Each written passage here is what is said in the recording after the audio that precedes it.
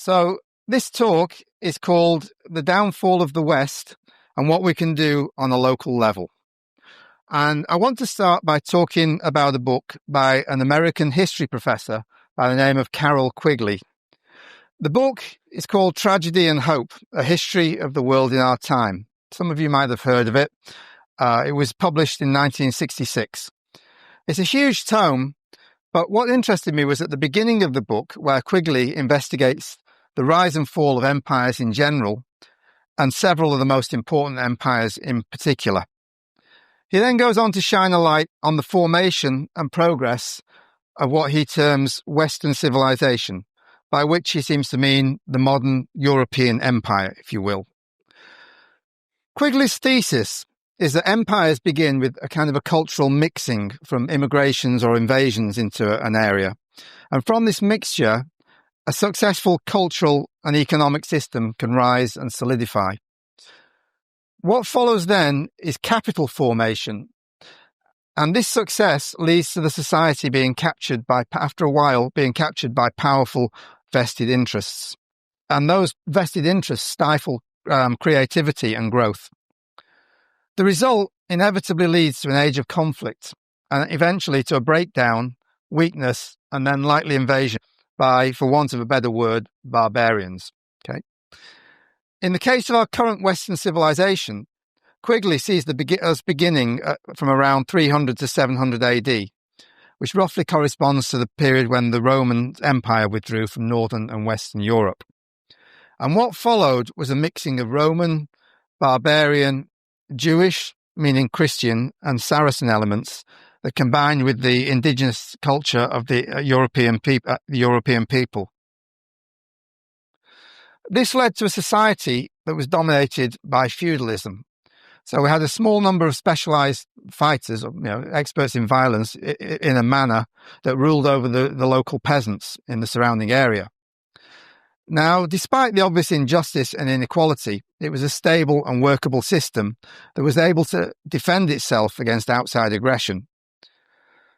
From around 700 to 970, there was new technology came in war and in food production. So in war, horses came into being with knights in armor. That was a new war technology. And in agriculture, we had the 8-oxen gang plough, which took over from the scratch plough, and new forms of land use came from the Germanic tribes. The political system evolved from there was a centralized Roman system where Rome was the center of everything, and the model changed to a decentralized feudal system where power was spread amongst all these manors and aristocracy.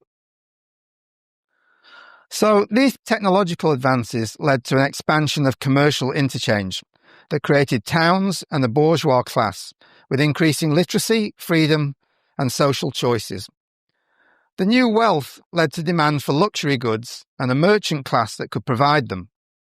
Unfortunately, yet inevitably, vested interests began to take control, and there was ossification of the structure set in between around 970 to 1270. That led to an age of conflict.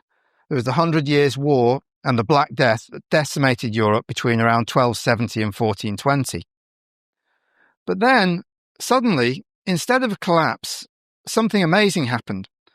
Europeans began engaging in something that Quigley calls commercial capitalism, which circumvented the feudal manorial system.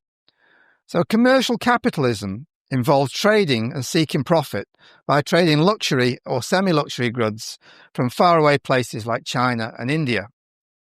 So instead of the inevitable collapse, this issued in a new age of expansion from between around 1440 and 1680.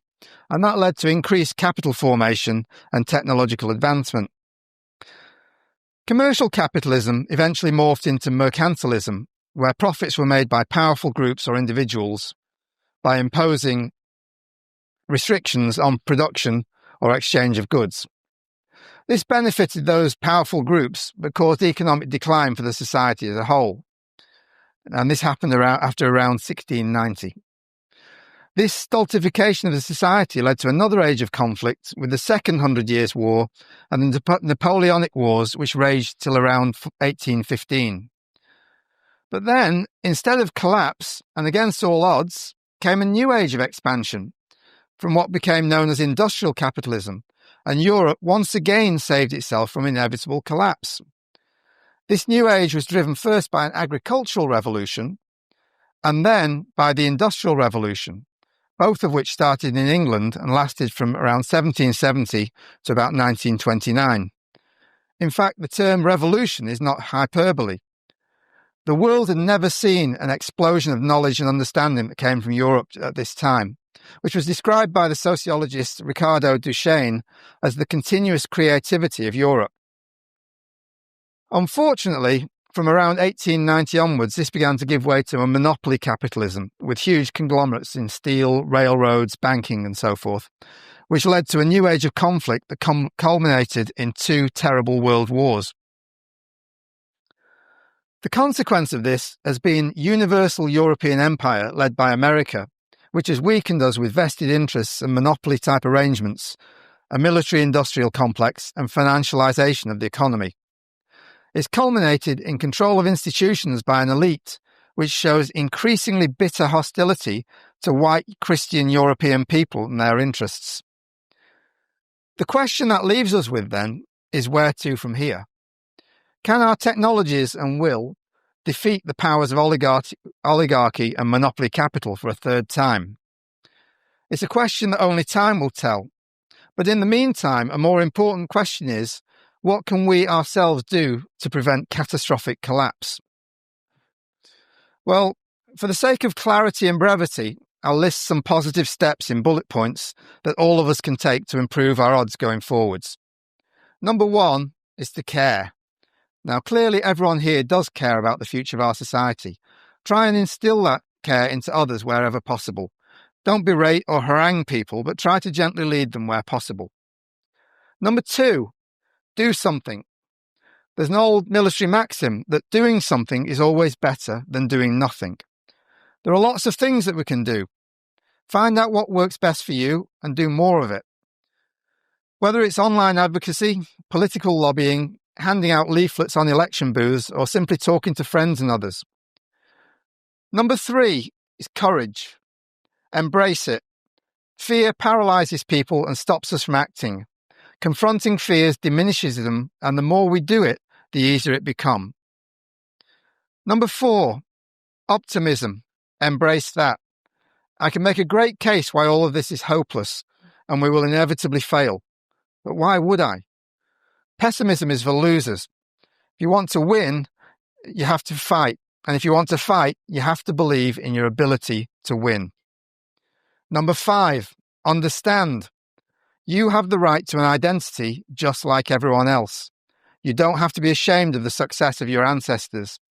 Yes, they did some bad things. They killed some people and took some land, just like everyone else did. But they did good things too. Many, many good things. They invented modernity, which lifted most of the world out of abject poverty. They pioneered democracy, freedom, the rule of law, free speech, the Westminster system, the Bill of Rights, habeas corpus, the Magna Carta, and free market capitalism. They invented modern medicine, modern sanitation, and modern agriculture.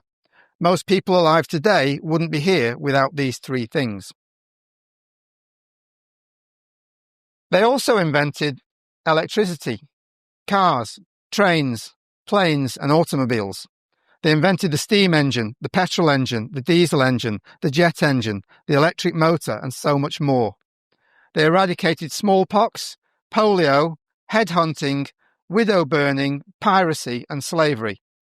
So when someone tells you that you shouldn't be allowed to have your own country because of the sins of your ancestors, please smile and remind them of some of these things.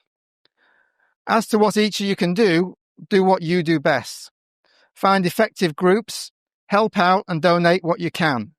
Educate others, and if possible, support politicians who care about us. We all have things that we do well, and if we all do something, it'll add up to something huge. There's an old saying that if you want to move a mountain, you start by picking up pebbles. Go to it. Thank you.